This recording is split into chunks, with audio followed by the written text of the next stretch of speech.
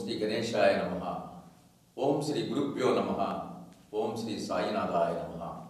సాయి బంధువులారా, ఈరోజు మీతో పాలు పంచుకునేటటువంటి ప్రధానమైనటువంటి అంశం దెయ్యాలు భూతాలు అసలు ఉన్నాయా, అవి ఉంటే ఇప్పుడు ఎక్కడున్నాయి, ప్రస్తుతానికి అవి నిజంగానే ఇప్పుడు ఉన్నాయా అన్న విషయాన్ని మనం బాబా గారు దెయ్యాల పట్ల, భూతాల పట్ల, రాక్షసుల పట్ల ఏ విధంగా బాబా వారు స్పందించారో మనం ఒక్కసారి ఆలోచన చేద్దాం. ప్రధానంగా ఈ రాక్షసులు, ఈ దెయ్యాలు, ఈ భూతాలు అనేవి మనకి పురాణ కాలం నుంచి కూడా మనకి వినిపిస్తూనే ఉన్నాయి. అంటే మన చరిత్రలో, ఇతిహాసాల్లో కానీ పురాణాల్లో కానీ ఈ యొక్క దెయ్యాలు ఈ రాక్షసుల గురించి మనకు అనేక కథల్లో మనకి కనబడతా ఉంటాయి. అంటే ఈ రాక్షసులు అనేది ప్రధానంగా చాలా క్రూరమైనటువంటి, వికృతమైనటువంటి ఆకారం కలిగి, రెండు కొమ్ములుండి, పెద్ద పెద్ద కూరలుండి, నల్లగా ముద్దుగా వికృతంగా ఉండి, మనుషుల్ని సైతం ఈ రాక్షసులు అనేవాళ్ళు తినేవాళ్ళు, లేకపోతే వాళ్ళని హింసించేవాళ్ళు, వాళ్ళ రక్తం తాగేవారు అని చెప్పేసి మనకి ఇతిహాసాలు పురాణాల్లో కూడా ఈ రామాయణం, అదేవిధంగా ఈ యొక్క భారతం, భాగవతం కథల్లో కూడా ఈ రాక్షసుల ప్రస్తావన మనకి వస్తూనే ఉంది. అయితే మనకి త్రేతాయుగంలో, తర్వాత ద్వాపర యుగంలో కూడా ఈ రాక్షస సంహారం జరిగినట్టుగా మనకి చరిత్రలు తెలుపుతూ ఉన్నాయి. అయితే మనం ఇక్కడ బాబా గారు ఈ రాక్షసులు అనేటటువంటి వారి పట్ల, ఈ రాక్షసుల్ని ఏ విధంగా బాబా వారు ఆయన వాటిని ఎట్లా అధిగమించారు, ఈ రాక్షసుల్ని ఎలా అంతమొందించారు, ఈ రాక్షస ప్రవర్తిని బాబా వారు ఎలా నిరోధించారనే అంశం గురించి మనం మాట్లాడుకునే ముందు ప్రధానంగా అసలుకి ఈ రాక్షసులు అనే వారు ఉన్నారా లేదా అని కనుక పరిశీలన చేస్తే మనకి కృతాయుగంలో ఈ రాక్షసులు అనేవాళ్ళు అసలు భూమి మీద లేనే లేరు. మనకి భూమి మీద వాళ్ళు కనిపించరు. వాళ్ళు కింద పాతాళ లోకం అనే ఒక లోకం ఉంది. ఆ పాతాళ లోకంలోనే ఈ రాక్షసులు నివసించేవాళ్ళు. పైన మానవులు మాత్రమే నివసించేవారు. అంటే భూలోకంలో మానవులు, పాతాళ లోకంలో రాక్షసులు నివసించేవాళ్ళు.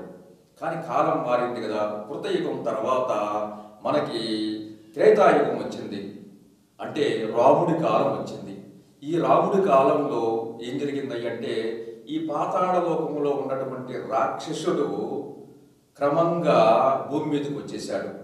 అంటే ఈ రాక్షసుడు అనేవాడు రావణాసురుడుగా ఉన్నాడు. రావణాసురుడు మనకి యుగంలో లంకలో రావణాసురుడు అనేవాడు రాక్షసుడు ఉన్నాడు.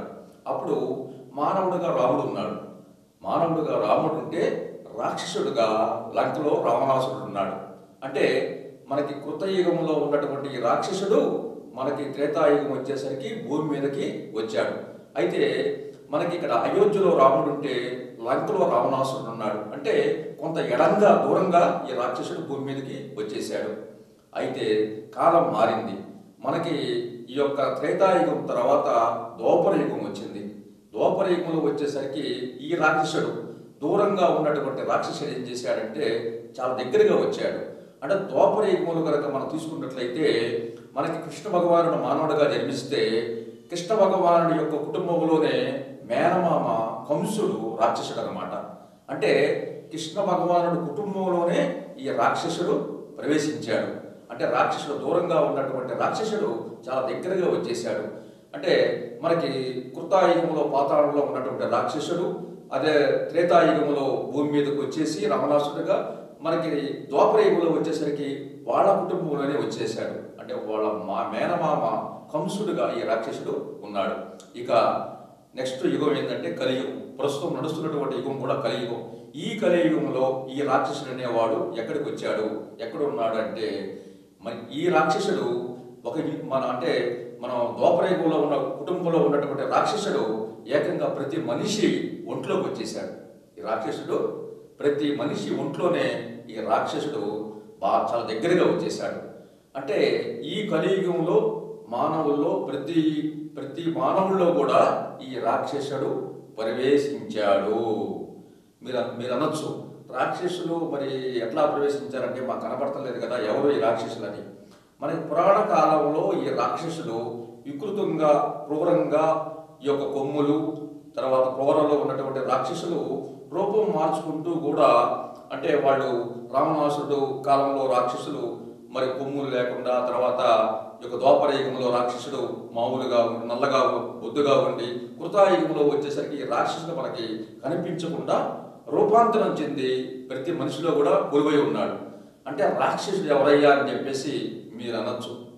రాక్షసుడు అనేవాడు మనకి ఏ రూపంలో ఉన్నాడంటే ప్రతి మనిషిలో మనకి 6 రకాలైనటువంటి అరిషడ్ వర్గాలు ఈ రాక్షస రూపంలో మనం బాధిస్తూ ఉన్నాయి. అవి ఏంటయ్యా అంటే, ఒకటి కామం. కామం అంటే కోరిక. కోరిక అనేది కూడా, కామం కూడా ఒక రాక్షసుడు అన్నమాట. రాక్షస ప్రవృత్తి కలిగినటువంటి ఈ కామం కూడా ఒక రాక్షసుడిగా మన ఒంట్లో చొరబడి ఉంది. తర్వాత క్రోధము అంటే కోపం అన్నమాట. ఈ కోపం అనేటువంటి రాక్షసుడు కూడా మన ఒంట్లోనే చొరబడి ఉన్నాడు. తర్వాత లోభం. మనకి లోభం అంటే ఎంత వచ్చినా కూడా ఇంకా కావాలి, ఇంకా సంపాదించాలి, ఇంకా మనకే అనేటువంటి లోభత్వం కూడా ఈ రాక్షసుడు కూడా మన యొక్క ఒంట్లోనే ఉన్నాడు. అదేవిధంగా మోహం అన్నమాట. అంటే మోహం అంటే బాగా ఒక మనకి ఈ డబ్బు పట్ల, ధనం పట్ల, కీర్తి కాంత పట్ల బాగా ప్రేమని అభిమానాన్ని పెంచుకోవడం మోహం అన్నమాట. అటువంటి మోహం అనే రాక్షసుడు కూడా కలియుగంలో మానవుడి యొక్క ఒంట్లోనే ఉన్నాడు. తర్వాత మదం అనేటువంటి రాక్షసం. ప్రతి మనిషికి కూడా ఊరికి ఒక రకమైనటువంటి నేను గొప్ప, నేనే అన్నిటికీ ఇది మూలము, నేను లేకపోతే ఏది లేదు అనేటువంటి మతంతో కొట్టుకు మిట్టాడుతున్నటువంటి రాక్షసుడు కూడా మన ఒంట్లోనే ఉన్నాడు. తర్వాత మాత్సర్యం అనే రాక్షసుడు కూడా మన ఒంట్లోనే ఉన్నాడు. ఈ రకంగా 6 రకాలైనటువంటి రాక్షస ప్రవర్తన కలిగినటువంటి క్రూరమైనటువంటి రాక్షసుడు మన ఒంట్లోనే ఉండి మనల్ని అనుక్షణం కూడా బాధ పెడుతూ ఉన్నాడు. ఇటువంటి రాక్షసతత్వం పట్ల, ఈ రాక్షసుల పట్ల బాబావారు చాలా చక్కగా స్పందించేవారు. బాబావారు ఈ రాక్షసుడు మన ఒంట్లో ఉన్న ప్రతి వాడి ఒంట్లో ఉన్నటువంటి ఈ రాక్షసుని జయించాలంటే బాబావారు చాలా చక్కటి సూచనలు, సలహాలు కూడా ఇచ్చారు.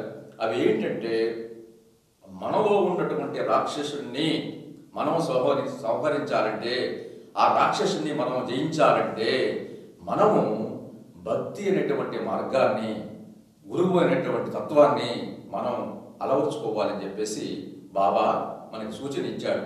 అంటే భక్తి యొక్క గురుతత్వాన్ని కనుక ఎవరైతే పట్టుకున్నారో అప్పుడు వాళ్ళల్లో ఉన్నటువంటి కామం కానీ, క్రోధం కానీ, మదం కానీ, మాత్సర్యం కానీ, లోభం కానీ ఇవన్నీ కూడా భక్తి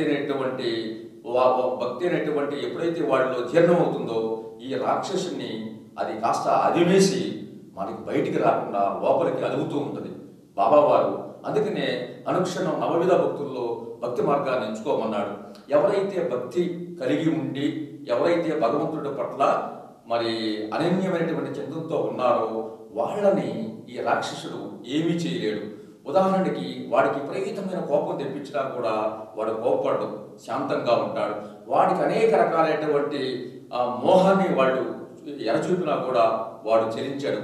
అదేవిధంగా కామం అంటే కోరికలను కూడా వాడు జయిస్తాడు. అంటే వాడికి ఎటువంటి కోరికలు వాడి ముందున్నా కూడా వాడు తృణపాయంగా భావిస్తాడు.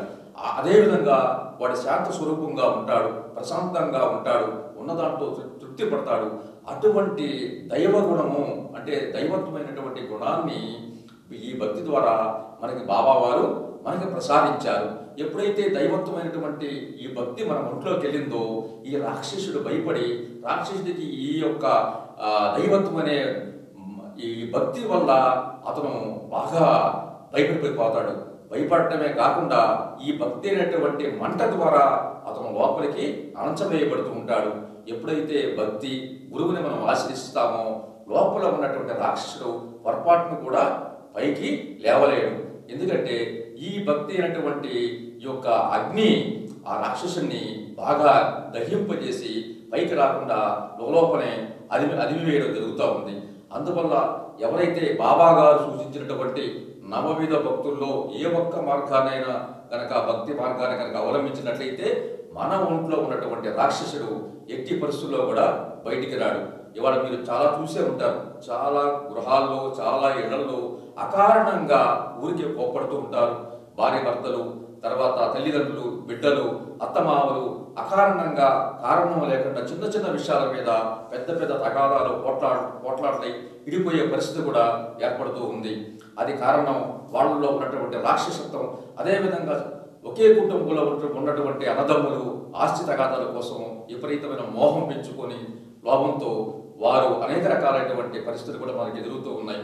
ఈ రకమైనటువంటి అనేక రకాలైనటువంటి కోరికలతో, అనేక రకాలైనటువంటి లోభంతో మరి ఈ యొక్క మానవులు చాలా అనేక బాధలు పడుతూ సమస్యలు ఎదుర్కొంటూ ఉన్నారు. ఇటువంటి రాక్షసుడిని మనం జయించడానికి బాబా వారు చక్కటి మార్గం కూడా మనకి ఏర్పరిచారు.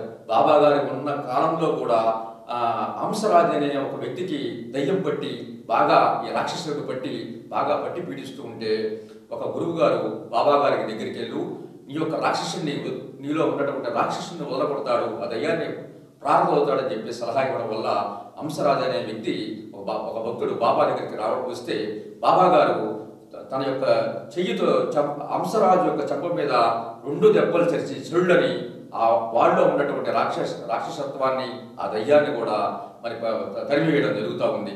అదేవిధంగా మనము శ్రీమతి టెన్నిస్ అనే ఆవిడకు కూడా దయ్యం పట్టి పీడిస్తూ ఉంటే, అంటే రాక్షస బాధతో బాధపడుతూ ఉంటే బాబా గారు ఆవిడ్ని కూడా నయం చేసి ఆవిడ్ని కూడా సంతోషంగా భక్తి మార్గంలోకి తీసుకురావడం జరిగింది. ఇక తర్కడని చెప్పేసి ఆర్య తర్కడని చెప్పేసి అతను ఉండేవాడు.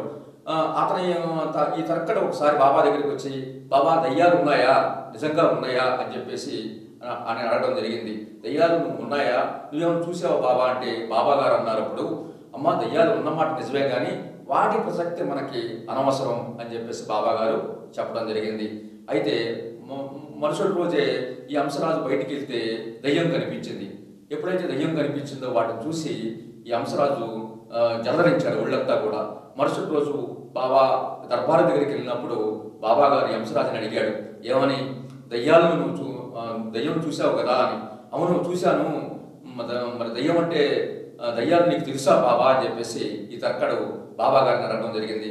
అప్పుడు బాబా గారు అంటారు, అవును నాకు తెలుసు, నాకు అన్ని దయ్యాలు తెలుసు అని చెప్పేసి చెప్పడం జరుగుతూ ఉంది. అప్పుడు తర్కడు అంటాడు, దయ్యాలంటే నీకు భయం లేవా అంటే, దయ్యాలంటే నాకు భయం లేదు, దయ్యాలు మళ్ళీ ఏం చేయలేవు అని చెప్పేసి ఈ తర్కడికి బాబా గారు చెబితే, ఈ తర్కడ్ అప్పుడు ఈ విషయం గురించి ఇంకా వివరాలు అడిగితే మీ అమ్మగారిని అడుగు, ఆవిడ ఇంకా చెప్పిద్దని బాబా గారు చెప్పడం జరిగింది. అప్పుడు తర్కడ వాళ్ళ అమ్మగారిని అడిగితే వాళ్ళ అమ్మగారికి ఈ విషయాలన్నీ కూడా దయ్యాల గురించి అడిగితే, అవును బాబాకి అన్నీ తెలుసు, బాబా దయ్యాలని ఏమీ చేయలేవు, అన్ని ఆత్మలు ఆయన ఆధీనంలో ఉంటాయి, బాబా గారు చెప్పినట్టే అవి ఇంటూ ఉంటాయి అని చెప్పేసి తర్కడ తల్లి మరి ఆవిడ తర్కడికి చెప్పడం జరుగుతూ ఉంది.